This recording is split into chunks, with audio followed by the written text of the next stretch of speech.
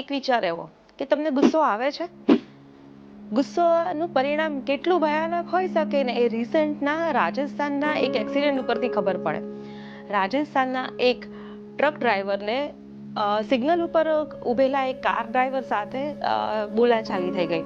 એના પછીના સિગ્નલ ઉપર એ ગુસ્સાનું પરિવર્તન એટલું ખતરનાક હતું કે જાણે 50 લોકો અને લગભગ 17 જેટલી 4 વ્હીલર એમને હડફેટે લઈ લીધી. 1 કિલોમીટર સુધી આ અકસ્માત ચાલ્યો. હવે વિચારો કે આ અકસ્માત ટાઈમે જેને નજારો જોયો હશે એમની માનસિક હાલત કેવી હશે.